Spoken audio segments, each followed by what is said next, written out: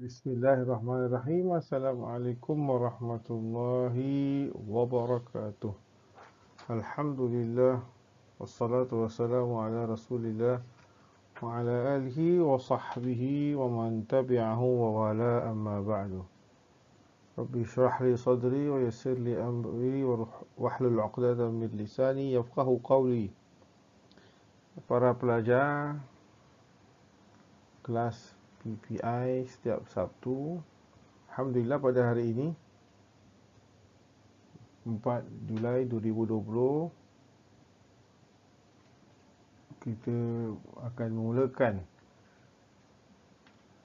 semester seterusnya, iaitu mengenai pelajaran sirah atau sejarah Islam. Bagi pelajar-pelajar yang lama, selamat bertemu kembali, dan bagi pelajar baru yang baru masuki atau menyertai kelas PPI ini, selamat datang. Ustaz ucapkan alhamdulillah, pada kali ini kita akan pelajari pelajaran sirah hingga ke hujung bulan November nanti, insya-Allah. Maka hari ini kita akan belajar tentang apa erti jahiliyah dan keadaan sosial, keadaan politik, keadaan ekonomi masyarakat Arab pra-Islam, iaitu sebelum datangnya agama Islam.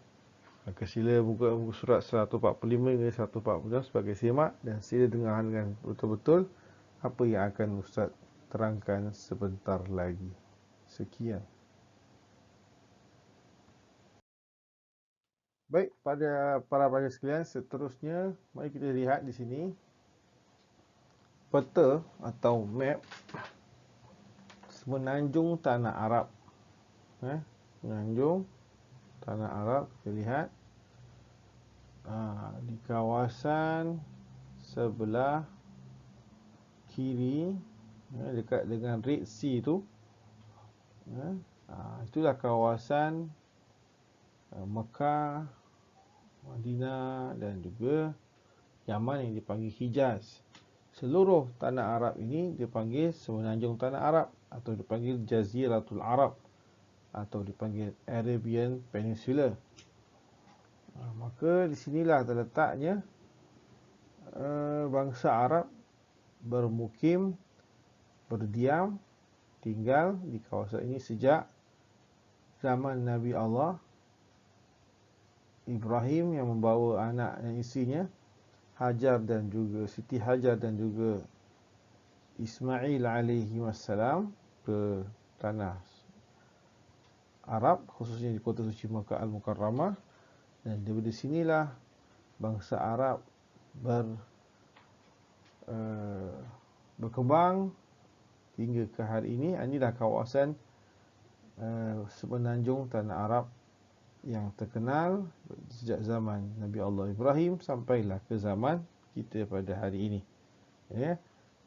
Terletak di Asia Barat, West Asia, di ujung Asia. Selepas sebenarnya tanah Arab ini, maka di sebelah, selepas Red Sea tu, kita lihat Red Sea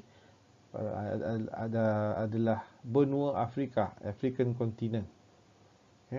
Jadi sebenarnya tanah Arab ni sekarang termasuknya di beberapa negara, antaranya yang paling besar kerajaan Arab Saudi, Saudi Arabia. Kemudian di sebelah selatan adalah Yaman dan juga Oman. Secara sebelah kita panggil North East ataupun sebelah timur, terletak negara-negara Teluk, iaitu United Arab Emirates, Qatar, Kuwait, Bahrain. Dan di sebelah utara kita lihat tu Syrian Desert, negara-negara Syria, Lebanon, Palestin, Jordan, dan di atas sebelah Syrian Desert sebelah kanan tu, atau di sebelah timur Syria, negara seperti Iraq, dan juga Iran dan sebagainya. Inilah tanah semenanjung tanah Arab atau Arabian Peninsula, atau dipanggil dalam bahasa Arab Jaziratul Arab. Ini buat maklumat kita, untuk kita yang tahu. Inilah di sini letaknya Makkah, di sini Madinah, di sini Yaman. Di sinilah bermulanya kota Mekah berkembang. Dan di sini, dan semua kawasan ini adalah kawasan semenanjung tanah Arab. Kenapa dia pakai semenanjung tanah Arab ataupun Peninsula, Arabian Peninsula? Sebab dia separuh dekat dengan laut, Gulf of Aden atau Arabian Sea atau Red Sea atau Persian Gulf. Lagi separuh sebelah utara ni, northern side, kena dengan, termasuk dengan tanah ataupun land. Jadi separuh darat, separuh ke laut. Jadi sebab itu dipanggil sebagai semenanjung tanah Arab ataupun Arabian Peninsula. Sekian, nanti kita sambung lagi. Baik, seterusnya para pendengar sekalian, apa maksud atau erti jahiliyah? Jahiliyah segi bahasa Arab makna jahil, iaitu bodoh atau tiada ilmu pengetahuan. Maksud di sini jahil ini ialah mana orang-orang Arab pada zaman sebelum Islam atau zaman Rasulullah masih kecil, baru lahir. Orang Arab ni di zaman sebelum Islam dipanggil masyarakat Arab jahiliyah. Mereka ni bukannya bodoh, tidak tahu hidup secara baik, bukan, ataupun mereka ni tak ada tamadun atau civilization. Padahal masyarakat Arab masa itu pun hebat juga, mereka tahu hal-hal pertukangan, iaitu apa, kerja-kerja handswork, ataupun kerja-kerja precision. Dan mereka juga tahu hal-hal bisnes, perniagaan, commerce. Di zaman dulu mereka pandai berniaga, orang Arab. Pandai. Tapi yang dinamakan masyarakat Arab jahiliyah di zaman sebelum Islam, kerana mereka ni masyarakat yang tiada ciri atau nilai agama yang baik. Maksudnya apa? Mereka ni kebanyakannya sembah patung, berhala. Ini ulama mengatakan di zaman jahiliyah, waktu Rasulullah belum lahir dan Rasulullah dah lahir, terdapat 360 atau 365 patung-patung di sekitar Kaabah Al-Musharrafah. Kenapa 360 atau 365? Itu adalah bilangan hari-hari dalam setahun. 360 atau 365 days per year. Jadi masyarakat Arab jahiliyah di Mekah khususnya, satu patung sembah satu hari. Sampai ujung tahun, end of the year, 365 patung, habislah satu tahun mereka sembah. Satu hari satu patung, lain-lain semua. Tu masyarakat jahiliyah Mekah khususnya, macam itu cara mereka mengamalkan agama mereka yang yang jahil tu. Sangat jahil sekali, sangat buruk sekali. Dan juga dinamakan masyarakat Arab jahiliyah kerana juga akhlak mereka yang rendah, akhlak mereka yang buruk, akhlak mereka yang rosak. Apa ya akhlak mereka yang rosak? Macam-macam lah. Nanti Ustaz akan terangkan beberapa akhlak-akhlak mereka yang rosak, insya-Allah. Kita akan sambung semula tentang akhlak-akhlak masyarakat jahiliyah Arab ketika itu yang rosak.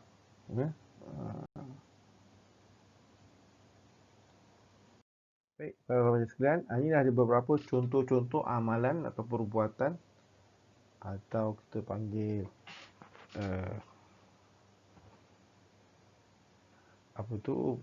kelakuan masyarakat Arab jahiliyah zaman sebelum Islam. Apa dia? Dari segi agama menyembah patung dan berhala dalam berbagai bentuk sebagai tuhan-tuhan mereka selain Allah Subhanahu Wa Taala. Dari segi akhlak pula berkelakuan buruk, degil dan kejam terhadap terutama sekali especially towards women and children. Terus apa dia buat dengan wanita? Wanita ni bagi dia orang Arab jahiliah macam apa? Macam binatang. Dia boleh buat apa dia suka, maknanya dia suruh beli barang, suruh apa macam. Dia jadi apa? Jadi hamba. Kanak-kanak pula dia anyaya ni orang-orang Arab jahiliah. Kita lihat ada kisah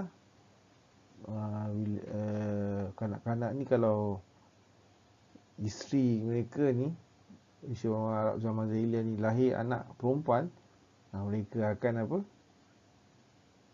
Tanam hidup-hidup anak perempuan ni. Lahir je, budak ni dah berapa hari ke atau dah berapa tahun umur dia, dia tanam hidup-hidup budak ni.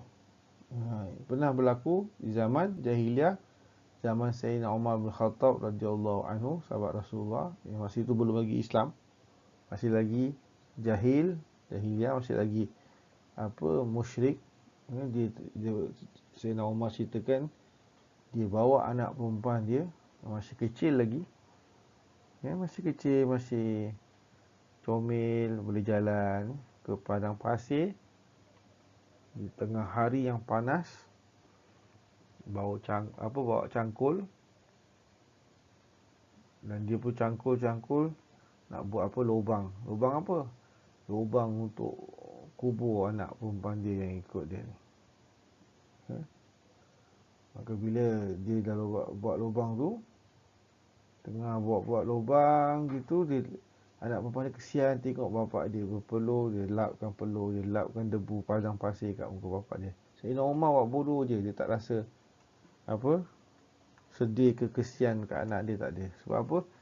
Masa itu akidah jahiliah dia, kepercayaan agama jahiliah dia tu masih kuat, masih tebal lagi. Bila dia dah dia dah tanam dalam-dalam, dia ambil anak perempuan dia, terus campak kat dalam lubang padang pasir. Terus anak dia heran, anak dia nangis-nangis, anak dia panggil nama dia. Sayyidina Umar masa itu masih lagi musyrik dan kafir, tak isah, tak peduli, tak hirau. Terus dia tanam balik dengan tanah padang pasir sampai anak dia terus senyap mati kat dalam kubur padang pasir. Sebab apa? Dia percaya dengan adat resam jahiliah tu, anak perempuan ni akan bawa bad luck, bad omen, bawa sesuatu yang buruk untuk keluarga kalau dapat anak perempuan. Jadi Sayyidina Umar percaya ni semua akidah, dia masih lagi belum Islam. Maka bila dia teringat kisah ni, dibunuh anak dia hidup-hidup, dia menangis Sayyidina Umar ni. Kenapalah aku bodoh ni, ikut cara begini. Inilah dia. Itu yang sebab dalam surah At-Takwir Allah berfirman, wa idzal mau'udatu su'ilat bi ayyi dzambin qutilat. Dan ketika bayi di tanah hidup-hidup, apakah sebab dosa yang mereka lakukan sampai di tanah hidup-hidup? Ini Allah Ta'ala akan tanya nanti. Kemudian kita tak termasuk orang macam inilah. Kita zaman jahiliah sekarang pun ada, zaman moden pun ada juga jahiliah ni. Para pelajar sekalian, banyak kes-kes orang buang anak dekat mana? Tong sampah lah, buang anak dekat dalam kotak lah, dalam toilet lah dan sebagainya. Baru-baru ni ada orang buang dalam tong sampah dekat bedok, kena tangkap lah, polis dapat tangkap. Nampak tu, ni zaman jahiliah moden dah berlaku dah sekarang, dia dah balik semula. Jadi kita sebagai orang Islam jangan ikut cara macam tu. Semua anak, lelaki ke perempuan, semua baik. Ada lagi contoh-contoh amalan masyarakat jahiliah yang buruk. Antaranya mengamalkan kepercayaan keturunannya dengan menyembah berhala, sembah dewa-dewi, iaitu goddess ataupun jin, sembah api dan lain-lain. Antara juga yang lain, orang-orang Arab Jahiliyah memandang rendah kepada kaum wanita. Sebenarnya Ustaz cakap tadi, rendah kaum wanita. Wanita tak ada apa-apa, membunuh bayi-bayi perempuan yang dilahirkan sebagai merasa agar hilang daripada nasib buruk. Yang seterusnya, orang Arab Jahiliyah ni suka berjudi, gambling, zina, free sex, minum arak. Jadi budaya hidup mereka di zaman jahiliah dulu. Ni semua buruk akhlak mereka. Dan orang Arab Jahiliah juga suka hidup mementingkan diri sendiri. Dia kiasu lah. Pentingkan diri sendiri, pentingkan pada dia punya suku kaum atau kabilah Arab dia. Sanggup berperang dengan orang Arab lain suku kaum, lain kabilah, lain klan. Dia nak berperang, tu dia. Benda-benda kecil kadang-kadang nak berperang. Dan juga ada antara amalan buruk orang Arab Jahiliah adalah mereka suka mencuri, merompak, merogol bila ada kesempatan, khususnya lanun-lanun di padang pasir. Arab apa dia panggil, pirate dekat desert tu, banyak buat macam ni. Dan zaman jahiliah juga, di waktu itu masih lagi ada slavery, ada sistem perhambaan, hamba saya. Jadi tuan-tuan dia ataupun dia punya majikan dia ni yang ada slave, laki ke perempuan slave dia punya hamba saya, dia boleh suruh buat apa-apa pun, jadikan slave dia hamba saya ni macam binatang, macam kucing, macam anjing, macam kuda, macam apa dia nak buat, tanpa ada rasa belas kasihan atau sifat kemanusiaan atau pre-manusiaan. Tak ada sifat humanity, tak ada. Tapi dia buat hamba saya ni, slave ni, macam bukan manusia. Dia suruh buat macam-macam lah, dia suruh angkat lah, dia suruh buat macam-macam. Kalau tak buat, kena seksa, kena pukul, ataupun tak kasih makan, ataupun dan sebagainya. Sampai tuan-tuan dia ni, majikan-majikan Arab ni, kalau dia punya hamba ni perempuan, kalau dia nak rogol, dia boleh rogol. Tak ada salah, tak boleh kena tangkap. Bukan satu jenayah atau crime, tak ada. Gitu teruk contoh amalan masyarakat Arab Jahiliah di zaman sebelum Islam. Teruk akhlak mereka ketika itu. Ini yang membuatkan Rasulullah benci terhadap bangsanya sendiri waktu Rasulullah melihat keadaan yang buruk berlaku ketika itu. Pada sekalian, seterusnya mari sama-sama kita pelajari keadaan sosial maupun politik dan ekonomi masyarakat Arab di semenanjung tanah Arab ketika zaman sebelum Islam, ketika Rasulullah SAW belum dilahirkan. Jadi para pengkaji sejarah, khususnya sejarah bangsa Arab dan umat Islam, mengatakan bahawa orang-orang Arab di zaman dahulu terbagi kepada dua golongan atau dua bahagian ataupun dua jenis. Satu Arab Hadari, atau kita panggil Arab moden lah. Yang kedua Arab Badui, atau kita panggil Arab kampung, bahasa kita.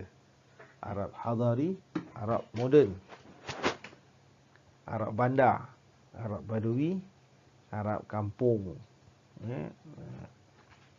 Jadi ni dua golongan bangsa Arab yang wujud ketika zaman jahiliah, sejak dulu lagi. Siapa mereka-mereka ini, macam mana ciri dia? Kita akan tahu selepas ini apakah ciri-ciri mereka dan apa yang mereka lakukan dari segi sosial, politik dan ekonomi ketika waktu tersebut, di zaman jahiliyah, sebelum kedatangan agama Islam kepada mereka. Orang Arab Hadari, Arab bandar ni, Arab moden dengan Arab kampung, Arab Badui ni, apa mereka lakukan ketika itu. Sama-sama kita ikuti seterusnya. Baik, para sekalian, seterusnya kita lihat secara detail, secara terperinci, iaitu ciri-ciri atau karakteristik orang-orang Arab Hadari, orang-orang Arab bandar, orang Arab moden. Apa dia? Pertama, orang Arab ni tinggal di kota dan bandar-bandar besar. Macam kat Mekah, kat Madinah, kat Taif, apa lagi? Bandar-bandar dahulu yang lama di Damascus, Syria, di Baghdad, Iraq, apa lagi di Amman, Jordan, di Baitul Maqdis, Palestin.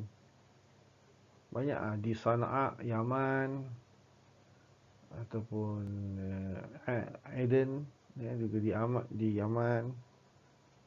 Banyak bandar-bandar besar. Orang Arab ni dipanggil Arab Hadari, tinggal kat situ. Dan orang Hadari ni antaranya selain tinggal situ, mereka terpengaruh dengan budaya asing. They have been so-called apa dia panggil, we call it easily affected or easily influenced by the foreigners. Pengaruh dengan budaya asing, foreign culture. Sebab apa? Sebab orang-orang bangsa lain dan agama lain daripada negeri lain, bila singgah kat kota-kota bandar-bandar Arab yang besar-besar ni, mereka bawa dengan mereka sekali bukan barang-barang untuk bisnes, tapi kadang-kadang cara cakap, dia punya style, dia punya culture dan sebagainya. Jadi orang-orang Arab kat bandar ni kadang-kadang dia up to date lah, zaman dulu lah. Dia tahu apa-apa yang berlaku kat negeri orang lain dan sebagainya. Dan dia tahu ada benda-benda yang tak ada pada orang-orang Arab Badui, dia tahu, dia ada. Dan dia terpengaruh sikit-sikit dengan cara hidup mereka lah. Cara hidup sistematik, pengaruh dengan muzik ke, bahasa ke dan sebagainya. Ketiga, orang-orang Arab Hadari ni, dia punya source of income, punca pendapatan adalah bisnes, perniagaan dan pertukangan. Apa tu pertukangan? Pertukangan iaitu macam ini lah, apa kita panggil industri, metal industry, wood industry. Orang Arab selain dia pandai bisnes apa orang Arab ni? Orang Arab ada ni bisnes buah-buahan, makanan ke apa, import export, trading. Juga ada bisnes pertukangan. Dia jual apa? Dia jual apa? Baju besi, shield, shield, jual apa? Spears, tombak. Dia jual swords, pedang-pedang, dia jual fork and spoon, dia jual gold plate, gold apa lagi, benda-benda emas yang dibuat daripada emas ataupun sebagainya, sebagai souvenir ataupun sebagai apa tu, perhiasan. Dia buat apa lagi, daripada besi ataupun daripada silver, daripada apa tu, emas ataupun daripada perak ke, gangsa ataupun metal ke. Dia buat macam-macam untuk bisnes. Orang Arab ketiga tu dijual kat negeri Arab lain atau dijual kat kawasan lain, kat Europe ke, kat Afrika ke, kat Asia ke. Barang-barang dia yang apa, yang unik. Pertukangan dia lah. Dia buat industri, hands on dia. Tu dia. Yang keempat, ciri-ciri Hadari ni, dia tu, mereka ni tak suka berperang, tak suka bergaduh antara satu sama lain. Kenapa?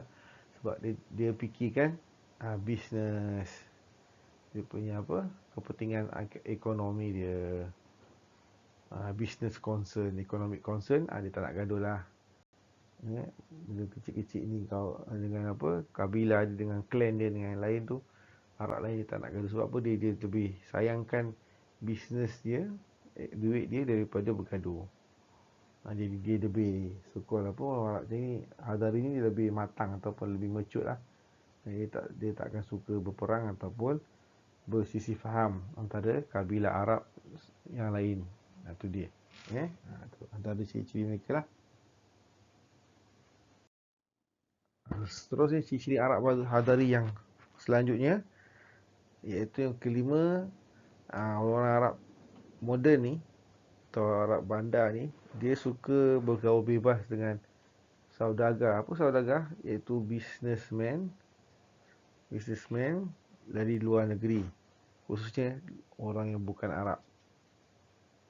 Contohnya orang Mekah, orang Hadari Mekah, orang bandar Mekah, dia suka berbual ataupun berkawan dengan orang-orang daripada Rom, Byzantium, Afrika, daripada negeri Asia, China ke India waktu tu dan sebagainya. Dan Arab-Arab yang datang daripada luar Mekah, daripada Iraq, Syria, daripada Yaman dan sebagainya, suka bergaul dengan orang Arab Hadari. Dan orang Hadari ni suka tinggal permanent, tetap di bandar dan kota-kota besar. Ini dia suka ada rumah komplit lah. Ada rumah, ada dapur, ada toilet, ada living room, ada bedroom, semua cukup. Habis kat luar rumah tu ada jiran sebelah, neighbours, ada kedai, ada restoran. Suka tinggal kat mana-mana besar, kota-kota besar. Dan mereka ni hidup dia tu lebih maju dan lebih sistematik, teratur. Maknanya orang Arab yang tinggal Hadari ni, dia ada pentadbiran hidupnya yang lebih maju dan teratur. Maknanya nak beli barang, ada pakai duit, sama ada pakai dirham, iaitu silver coin, atau dinar pakai gold coin. Maknanya dia ada cara hidup tu, dia ada currency dia sendiri. Contohnya, dia kalau orang buat salah, dia ada dia punya court, mahkamah dia, ada dia punya judge dia. Dia ada parlimen dia. Macam kat Mekah dia ada parlimen, dia panggil Darun Nadwa. Darun Nadwa di Mekah ni macam parlimen kita ke lah dekat dunia sekarang, Parliament House. Sistem pentadbiran hidup yang lebih maju, yang teratur. Seperti orang-orang Mekah dia panggil Arab Hadari contohnya. Yang ke-8, orang-orang Arab Hadari ni, Mekah baik kat mana-mana, baik yang tinggal kat bandar-bandar besar ni, dia kalau cakap Arab ni kadang-kadang tak pure ataupun tak betul-betul asli, tak betul-betul Arab pure ataupun mendalam. Mesti ada pengaruh bahasa asing dalam bahasa Arab, orang-orang Arab yang tinggal kat bandar-bandar besar ni. Kenapa? Sebab orang-orang asing ni bila datang negeri bandar-bandar besar, kota-kota Arab ketika itu, mereka bawa juga dia punya budaya bahasa dia. Jadi kadang-kadang terpakai certain words atau beberapa kalimah atau perkataan daripada bangsa lain. Bangsa lain dipakai. Padahal bahasa Arab tu ada juga perkataan tu, tapi tak ada pakai. Jadi orang-orang Arab yang tinggal kat bandar besar atau kota-kota besar ni, bahasa Arab dia tu tak begitu kita panggil fasih ataupun tulen lah. Macam kita lah kat Singapura kan, cakap Melayu tak 100% Melayu, ada campur English lah, kadang campur Cina lah, apalah. Nak cakap Melayu solid, betul-betul Melayu bagus, kita nak kena ada teks, nak kena tulis. Gitulah orang-orang Arab yang tinggal dekat bandar-bandar besar Arab Hadari ni, contoh. Yang ke-9, agama orang Arab bandar ni, orang Arab moden ni, mereka waktu tu majoriti sembah patung berhala. Ada yang Arab Kristian, khususnya yang Arab di selatan sebenarnya Arab, iaitu di Yaman, Najran ni semua, selatan sebenarnya tengah Arab, the southern part of Arabian Peninsula. Waktu tu mereka Arab-Arab ni ada yang Kristian, Ada yang agama Kristian. Ada juga Arab-Arab yang Yahudi, iaitu yang tinggal kat Madinah ketika sebelum Nabi hijrah ke Madinah. Arab-Arab yang masuk agama Yahudi. Ada juga orang Arab yang beragama Hanif.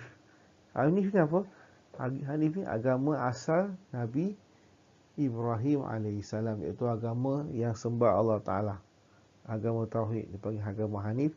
Ada sedikit minoriti orang-orang Arab Mekah masa Rasulullah lahir, ada sikit saja minoriti yang ikut cara semayang, cara hidup agama Nabi Ibrahim alaihissalam, agama Hanif. Ada waktu itu. Tapi mereka ni small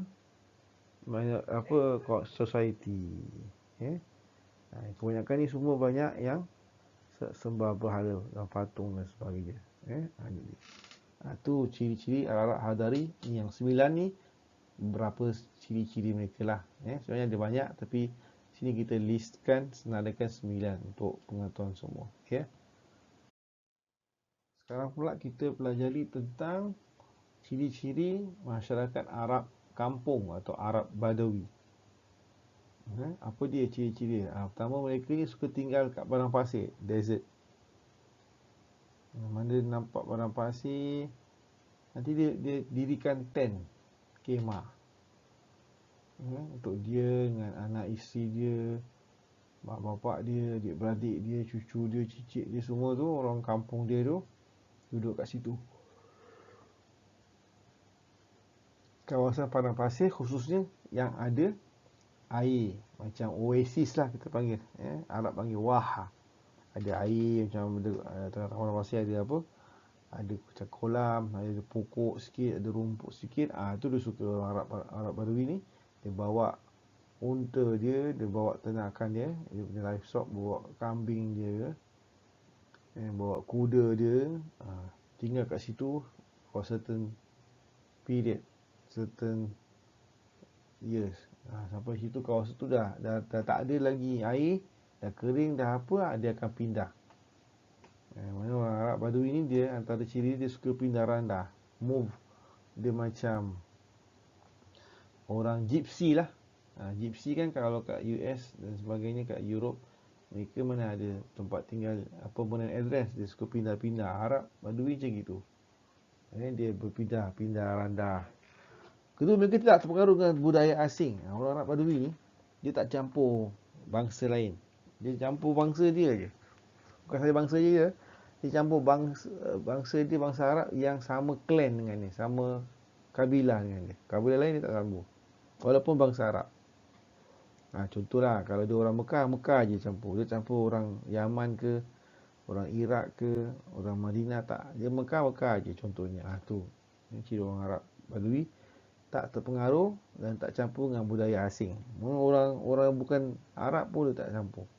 Sebab apa?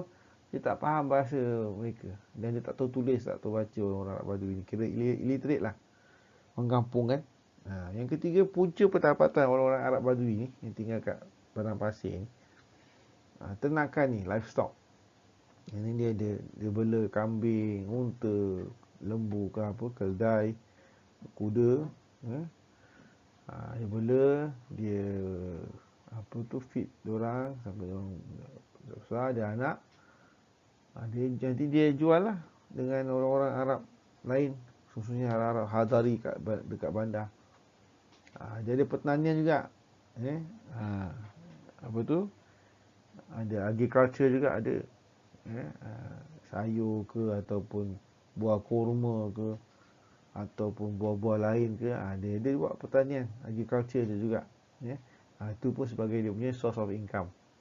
Dan yang paling teruk ni, dia ada ni, dia rompakkan, iaitu apa, desert robbery, atau kita panggil apa, bandits, iaitu apa, lanun-lanun padang pasir. Ni pun maknanya kalau dia dah apa dipanggil tu, dah desperate, orang Arab Badawi dah tak ada lagi makan, dah tak ada lagi harta, tak ada lagi duit. Dia nampak mana-mana Arabian caravan, kafilah-kafilah Arab yang lalu depan dia punya kemah, ataupun dia pergi sana, dia cari kat mana-mana padang pasir, kafilah-kafilah Arabnya tu, Caribbean ni sedang rehat, dia ambush, dia serbu, dia bunuh, dia curi, rompak sebenarnya harta dia. Ni Arab Badui. Sebab apa? Orang Arab Badui ni dia tak ada sistem, dia tak ada way of life, dia tak ada civilization, tak ada.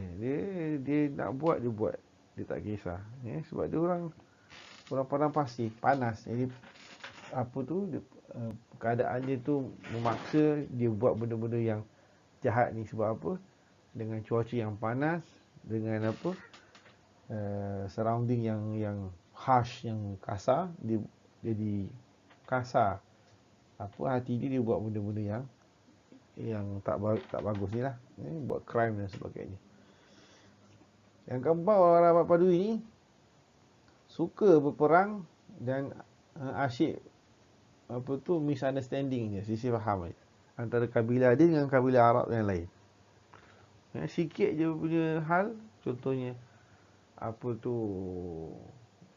kabilah dia ejek dengan ejek yang lain, nak perang.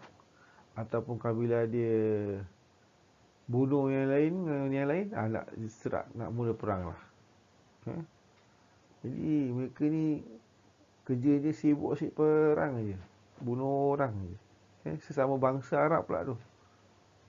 Macam dulu tu, zaman Rasulullah SAW, sebelum Rasulullah hijrah dari Mekah ke Madinah, orang-orang Madinah ni, yang waktu tu Madinah dipanggil kota Yathrib.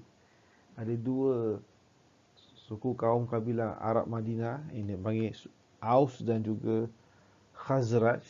Ini sebelum Rasulullah hijrah, zaman mereka jahiliah lagi, orang-orang Madinah ni. Mereka ni Aus dan Khazraj ni asyik perang je. Daripada zaman forefathers dia, datuk nenek moyang dia, sampai Rasulullah hijrah ke Madinah, maksud tu masih perang je. Jadi bila Rasulullah SAW sampai ke Madinah, Rasulullah SAW persaudarakan brotherhood antara orang Madinah ni, Aus Khazraj, maka jadilah mereka ni saudara seagama Islam, tak jadi perang lah. Walaupun dulu tu musuh, enemy. Dia datang Islam kata tak ada enemy lah, buat apa nak gaduh-gaduh, sesama umat Islam.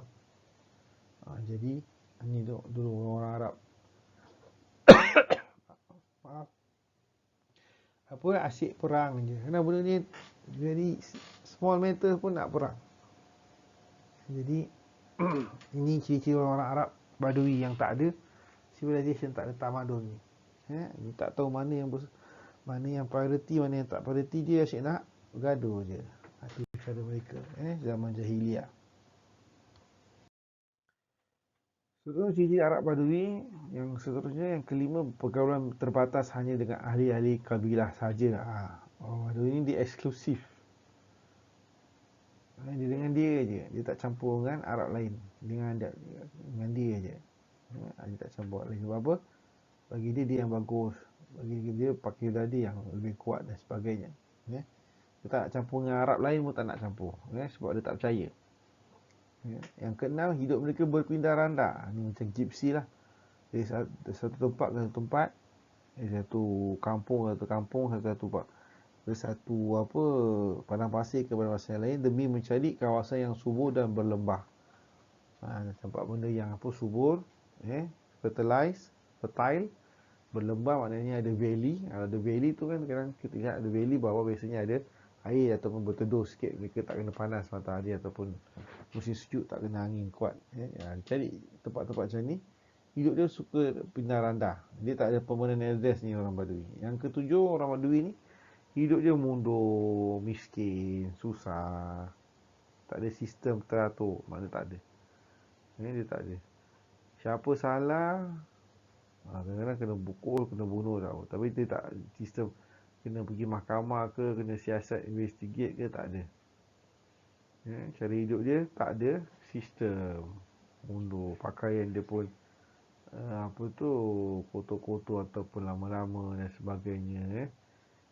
Hidup dia tak ada macam ada kipas ke, ada pensel tulis ke, belajar, mungkin belajar ke sekolah, tak ada. Orang Badui ni anak-anak dia tak sekolah, maknanya mereka ni buta huruf, illiterate lah.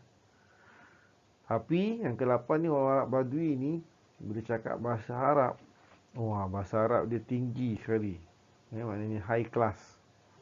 Bagus. Tak rosak bahasa Arab tu, tak macam orang-orang Arab Hadari yang tinggal kat bandar besar atau Arab moden ni. Arab Badui ni sebab dia tak campur dengan foreign influence, pengaruh luar, bahasa Arab dia tu terjaga, preserve betul-betul. Cakap dia pun sedap, tak ada apa tu terminologi atau istilah-istilah bahasa lain. Cakap dia pun mendalam, dia punya Arabic literature dia very high, berkualiti tinggi lah. Ni kelebihan orang-orang Arab Badui ni. Bahasa Arab dia bukan main hebat lagi. Kalau dia dia bersyair, berpantun ke apa, dia give some poems ke ataupun apa tu saying, semua kata-kata dia, bahasa dia cantik, sedap dia dengar. Asal sebab mereka ni hari-hari cakap dengan bahasa Arab yang asli. Yang ke-9, orang-orang Arab Badui ni, selain dia sembah patung macam Arab Hadari, dia juga sembah malaikat. Dia anggap malaikat ni macam anak perempuan Tuhan. Sembah matahari, ada yang sembah bintang-bintang, stars, ada sembah pokok-pokok, ada sembah roh-roh manusia dan sebagainya. Dia pun ni tak ada sembah Allah Ta'ala sebab mereka ni tak kenal Tuhan. Apa dia nampak depan mata dia, tu dah bagi dia Tuhan dan sebagainya. Ini sisi Arab Badui. Yang seterusnya dalam hal agama, mereka ni menyembah mana-mana yang mereka lihat lebih besar, lebih baik ataupun lebih kuat daripada mereka, dia akan jadikan dia Tuhan. Orang benda tu Tuhan bagi mereka, orang Arab Badui khususnya. Baiklah para pelajar sekalian, sekarang kita masuk kepada unit yang kedua tentang topik sirah kita, iaitu topik tentang kepentingan Kota Mekah dan peristiwa Tahun Gajah. Sila buka muka surat 151 hingga 153 sebagai rujukan anda bersama. Kita akan belajar tentang kisah ataupun sejarah Kota Suci Mekah Al-Mukarramah dan sejarah yang terkenal, iaitu peristiwa Tahun Gajah atau Ashabul Fil yang kita biasa dengar atau kita biasa baca dalam surah Al-Fil, bagaimana Allah Ta'ala menghancurkan tentera seorang raja yang bernama Abraha yang nak menghancurkan Kaabah. Maka dalam kisah ni akan diceritakan nanti. Sama-sama kita dengarkan ataupun sama-sama kita ikuti.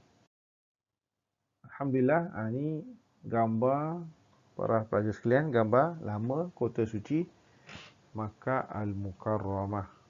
Ini gambar mungkin tahun early 20th century. Gambar lama Kota Mekah Al-Mukarramah. Tidak, Kota Mekah ni, kita lihat nampak ni. Ni gunung ganang, banyak mountains. Kota Mekah ni dia tu surrounded by mountain. Dia dikelilingi dengan gunung ganang. Gunung ganang kat Mekah ni. Jadi Mekah ni dekat tengah-tengah gunung ganang, dia panggil lembah lah, atau kita English panggil valley. Sebab tu kalau Mekah dulu belum ada longkang, kalau hujan habis ini semua dalam Masjidil Haram semua basah, bukan basah je, banjir, flooding. Sebab apa? Valley, air daripada atas mountain, gunung semua turun sini, semua turun. Ini Kota Suci Suci Mekah Al-Mukarramah zaman dahulu. Bila hujan aja, air hujan semua flooding. Tak ada longkang. Sekarang ada longkang, alhamdulillah, tak banjir. Tapi inilah Kota Mekah Al-Mukarramah sejak zaman Nabi Allah Ibrahim InsyaAllah sampai zaman sebelum ini. Kita lihat Kota Mekah, kota yang sangat terkenal zaman dulu oleh orang-orang bangsa Arab. Untuk apa mereka buat ni? Mereka tawaf, ada buat umrah, buat haji. Yang saya katakan tadi kan ada 365 patung. Ni lah sekeliling Kaabah ni semua ni. Para pelajar sekalian. Ni semua ada dulu patung berhala semua ni. Satu patung kira satu hari dalam satu tahun. Sampai 360 hari habis semua patung dia dah sembah. Ni jahil ni orang Arab di zaman sebelum Islam. Ni gambar dahululah buat rujukan anda semua. Baik, pada topik yang kedua ini iaitu kepentingan kota Mekah. Kita akan pelajari tentang sejarah ringkas kota Mekah menjadi tumpuan orang-orang Arab sejak dahulu sekali. Pertama, kota Mekah Al-Mukarramah terletak di semenanjung tanah Arab di daerah yang dipanggil Hijaz. Iaitu dekat dengan Red Sea, Laut Merah. Hijaz ni daripada Yaman sampai ke Mekah, Taif, Mekah, sampai ke Madinah, sampai ke Tabuk, itu semua dia panggil Hijaz. Hijaz. Kita sebelah west side of Saudi Arabia lah, sebelah barat Saudi Arabia, dekat dengan African continent, dekat dengan benua Afrika. Kedua, kota Mekah menjadi favourite orang Arab dulu sebelum Islam. Maksudnya sebab dulu dia adalah entrepreneur. Entrepreneur tu apa? Pusat perniagaan. Macam Singapura lah dulu. Singapura kan dulu kan East Indies, bila British colonial colonize Singapura ataupun menjajah Singapura, Penang, Melaka, Singapura jadi apa? Dia panggil East Indies settlement kan. Singapura jadi tempat apa? Intertrade, barter trade dan sebagainya. Interportrade. Macam itulah Mekah dulu. Semua orang Arab suka datang Mekah sebab nak buat bisnes. Apa bisnes? Macam-macam bisnes lah. Import, export, barang-barang tukangan tadi, Ustaz kata tadi, gelas, pinggan, apa, senjata, weapon ataupun ini spear, sword ke apa, macam-macam aja. Makanan ada, apa lagi, spices, clothes, semua pakaian-pakaian, banyak. Mekah tempat dia dulu. Orang Arab suka datang situ sebab apa? Datang situ macam-macam boleh beli. Kalau orang Arab daripada Yaman, dia beli, dia bawa barang daripada Yaman, dia ekspor ke Mekah, dia jual kat Mekah, macam pasar malam ke apa, retail. Dia dapat untung, dia beli barang-barang daripada Mekah, khususnya daripada Syria, Syam tu. Dia bawa pergi balik negeri dia, Yaman. Orang Yaman ni balik negeri, businessman ni balik Yaman, dia jual barang-barang daripada Syria ni untuk orang-orang Yaman yang tak dapat pergi Mekah. Jadi banyak business trade lah, trading business kat Mekah banyak tu. Itu yang buat Mekah jadi terkenal. Kemudian kat Mekah pun senang dapat air minum asal. Ada air Zam-Zam sejak zaman dulu ni, zaman Nabi Ismail AS ada air Zam-Zam. Dia orang Arab kan, tempat yang ada air, situlah jadi dia punya source of living dia, sumber kehidupan dia. Arab kan susah dapat air kan. Bila ada air Zam-Zam, semua dia pergi sana lah Mekah. Senang nak dapat air Zam-Zam, nak minum air dan sebagainya. Dia terkenal Mekah. Lokasi Mekah yang strategik dan unik. Mekah terletak tengah-tengah, middle, antara Yaman dekat selatan, on the south of Arabian Peninsula, dengan Syria ataupun Syam dekat dengan northern part of Arabian Peninsula. Mekah tengah-tengah. Jadi strategik untuk dia bisnes dan sebagainya. Orang Arab suka datang situ. Dan Mekah juga selain untuk bisnes, untuk perniagaan, commerce, Mekah juga sejak zaman Nabi Ibrahim AS, orang-orang Arab ketika itu dah tahu melakukan ibadat haji dan umrah. Walaupun kata oleh ulama, orang-orang Arab jahiliah ni, dia buat haji umrah ni salah, batal. tak sah, tapi mereka tetap teringat nak buatkan ibadat haji tu, walaupun ibadat haji ni dah kita panggil dah rojak, dah rosak lah. Kata ulama, ada kata zaman jahiliah dulu, orang Arab sebab dia jahiliah, mereka bila tawaf ada setengah-setengah masa tu tak berpakaian langsung, keliling Kaabah tak pakai apa-apa, bukan topless, bukan bottomless, naked habis katanya lah. Maknanya dah tak betul cara mereka tawaf dan sebagainya, ikut hawa nafsu dan sebagainya. Tapi mereka tawaf juga sebagai tanda dia nak sembah Allah Ta'ala. Cuma tak betul lah cara ibadat haji dia. Bila datang Rasulullah SAW, bawa balik cara ibadat haji dan umrah yang betul, yang sah, yang Nabi Allah Ibrahim pernah ajarkan dulu pada umat zaman Nabi Ibrahim. Jadi waktu jahiliah pun tak betul dulu ibadat umrah haji, tapi mereka tetap datang Mekah nak buat ibadat juga. Tapi ibadat dia tak betul lah, di sisi agama Islam kita tak betul. Ibadat mereka betul, tapi mereka masih nak pergi Mekah nak buat ibadat haji dan umrah, walaupun songsang dan sebagainya. Yang kelima, Mekah ni jadi port orang-orang Arab ni, favorite port ni, sebab waktu tu bahasa Arab berkembang pesat dekat Mekah. Ada dipanggil pasar Okaz, Suk Okaz, antaranya lah. Sampai sekarang ada surat khabar newspaper Arab Saudi dipanggil surat khabar tu Okaz newspaper, OKAZ. Sempena zaman jahiliah punya pasar, yang mana pasar ni buat bukan jual barang, dia jual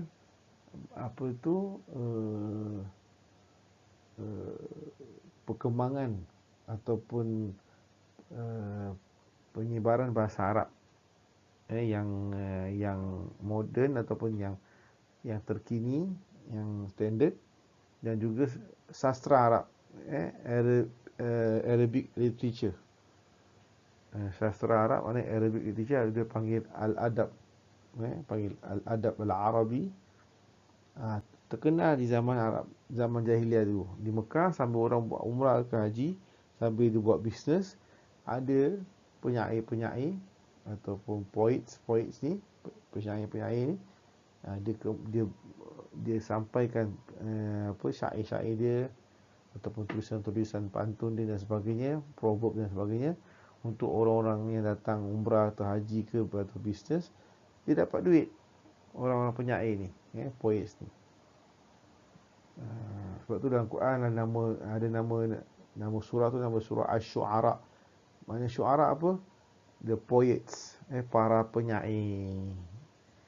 Sebab zaman jahiliah tu Mekah banyak penyair, sampai mereka bila Al-Quran turun pada Nabi Rasulullah SAW, mereka nak challenge Rasulullah, ayat Quran ni Rasulullah yang tulis, yang reka ke ataupun daripada Allah Ta'ala. Mereka, Allah Ta'ala challenge dengan penyair-penyair Arab ni zaman jahiliah ni, cuba buat satu surah je, satu surah pun tak boleh buat, sebab bahasa Al-Quran ni lebih tinggi daripada bahasa Arab di zaman jahiliah, dengan dia punya literature, sastra dia pun kalah. Tapi pada zaman jahiliah tu hebat orang-orang ahli bahasa Arab lah, dan sastra waktu tu. Mereka terkenal, mereka kaya, dapat duit daripada orang-orang businessman, dan mereka ni sebab tu jadi tempat pusat pengembangan dan penyiaran bahasa Arab dan sastra di kawasan ataupun di region tersebut. Tu dia Arab dia terkenal kat situ. Dan ni akhir sekali peristiwa ringkas tentang kisah Abraha dan tentera bergajahnya. Berlaku pada tahun 570 Masihi. Seorang raja Yaman yang bernama Abraha Al-Ashram daripada Sana'a, negara Yaman, merasa iri hati dan cemburu melihat orang-orang Arab ni asyik pergi Mekah je untuk bisnes, untuk ibadat, sebab ada Kaabah. Dia tengok, dia tak tahu, wah banyak orang Arab, kenapa orang Arab pergi situ dia pun heran. Jadi dia pun ada idea dia nak buat macam Mekah gitu, ada Kaabah. Abraha ni, maka dia pun bina satu bangunan, dikatakan oleh para sejarah Islam, iaitu dia bina satu gereja yang cantik di kota Sana'a, ibu kota Yaman sekarang. Nama gereja tu, church tu, Al-Qulais. Jadi gereja Al-Qulais ni dia buat cantik, ada emas dan sebagainya. Dia nak challenge, dia nak nak lawan lah Kaabah kat Mekah. Jadi dia panggil orang Arab semua datang, mari sini, datang kat gereja ni. Orang Arab jahiliah lah, waktu tu Islam tak ada, belum ada. Orang Arab tak nak datang, tak suka. Walaupun Yaman pun negeri Arab, tapi sebab mereka ni dah terbiasa dengan Mekah, dan Mekah ni dia memang terkenal, mereka tetap, orang Arab ni jahiliah ni tetap pergi Mekah, tak pergi ke Yaman atau ke Sana'a, capital city of Yaman lah. Maka raja ni marah, geram. Dia kata tak nak pergi, okey lah, kau nak robohkan Kaabah. Dia geram lagi apa, dia dapat tahu ada orang-orang Arab jahiliah ni, bila pernah pergi ke gereja dia Al-Qulais tu dekat Yaman, ada mereka ni bukan saja tak suka, dia buang air kat situ pula, kat dalam gereja, kotorkan, najiskan. Lagi dia marah, katanya lah, Allahuakbar. Maka Raja Abraha ni dia bawa tentera dia yang beribu-ribu dengan 1000 ekor gajah yang dia import daripada Afrika. Dia nak serang Kaabah, supaya Kaabah roboh. Orang Arab semua turn away dia side, pergi ke Yaman, pergi ke dia punya gereja tu. Bila orang-orang Mekah ni, penduduknya, Presiden Mekah ni dapat tahu Raja Abraha yang Yaman bawa 1000 gajah, yang mereka ni orang-orang Arab tak pernah nampak gajah waktu tu. Sebab apa? Dekat benua Arab ni ataupun dekat Middle East ni mana ada gajah kan? Tak ada gajah, ada kat Afrika banyak, dengan dekat Asia. Dekat Middle East tak ada. Jadi bila bawa gajah ni, orang Arab tak pernah nampak gajah. Bila nampak gajah, dia terperanjat lah. Orang penduduk Mekah ni khususnya, mereka ni tak ada tentera. Jadi orang sembunyi, hide dekat belakang-belakang bukit-bukit di sekitar Mekah ni. Keluar daripada rumah mereka, bawa family semua, bawa barang-barang dia, sembunyi dekat belakang kota Mekah, dalam gua ke mana-mana gua kat kota Mekah, masuk situ. Sebab dia tahu tentera Abraha ni, dia tak ada stop. Dia nampak orang semua habis, dia dibunuh. Sampai satu tempat tu, tentera Abraha ni, dia berhenti, dia buat kemah, dia nak jumpa dengan datuk Nabi, iaitu Abdul Muttalib. Tanya pada Datuk Nabi Abdul Muttalib, wahai Abdul Muttalib, engkau yang ketua Mekah, ataupun dipanggil apa tu, ketua Mekah, dia penjaga Kaabah. Kau nak pertahankan ke nak aku robohkan Kaabah ni? Kata Abu Talib, aku datang ni nak ambil balik aku punya livestock tu, aku punya kambing, lembu ke, ayam ke, ataupun unta, keldai yang kau curi ni. Abraha curi. Abu Talib yang asal, supaya dia nak threaten lah. Abu Talib ni orangnya macam mana, berani nak jumpa Abraha ke, ataupun berani nak pertahankan Kaabah ke? Abu Talib senang je, dia jumpa Abraha, wahai Abraha, ini livestock aku, kambing, lembu, keldai ke, unta yang kau curi, yang kau rampas ni, itu aku yang punya. Aku tuannya, aku the owner dia. Tapi Kaabah ni aku bukan owner dia. Ada Tuhan yang jaga Kaabah ni. Ada God yang jaga Kaabah ni, ada Tuhan. Yang hanya Allah Ta'ala.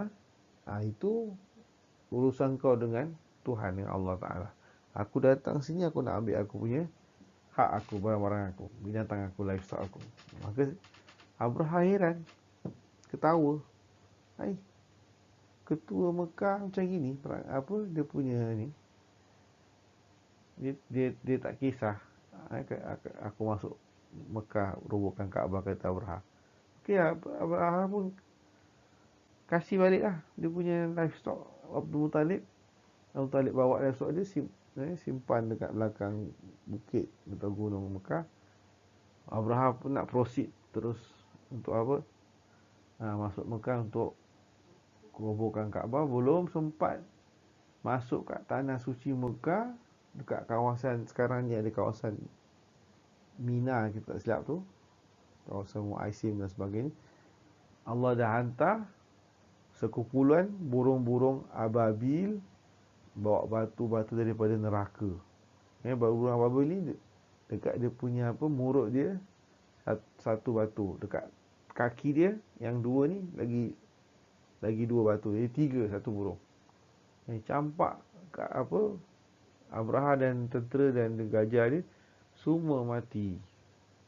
Sampai kata sejarah, Abraha sempat lagi lari dengan gajah dia, tapi dekat-dekat border masuk ke negeri dia tu di Yaman, dia punya dia punya jantung dia pecah, terus mati kat situ. Tak sempat dia sampai ke istana, sampai kat border je negeri dia. Habis mati. Dia hapuskan oleh sikit makhluk Allah yang kecil, itu burung je. Burung bawa batu di neraka, gajah yang besar pun kalah. Ni peristiwa ringkas Raja Abraha dan tentera bergajah yang nak merobohkan Kaabah pada tahun 570 Masihi, iaitu yang dipanggil tahun gajah. Dan tahun inilah Nabi kita, Nabi besar Sayyidina Muhammad SAW lahir pada tahun gajah. Wallahu a'lam. Para pelajar sekalian, ini saja kita punya pelajaran pada hari ini. Seterusnya, para pelajar sekalian yang ingin bertanya soalan tentang topik sirah pada hari ini, Sabtu, boleh hantarkan soalan anda WhatsApp kepada saya di alamat handphone ini 92710371. Dalam WhatsApp group kita nanti saya akan masukkan para pelajar yang baru dalam WhatsApp group yang campungan pelajar yang lama. Dan ada apa soalan, dan harap dapat juga jawab soalan yang akan saya tuliskan di kolom di bawah selepas video ini. Ada soalan, jawab soalan ini untuk kita punya markah peperiksaan. Sila jawab dengan teliti dan selamat belajar. Sekian. Assalamualaikum warahmatullahi wabarakatuh.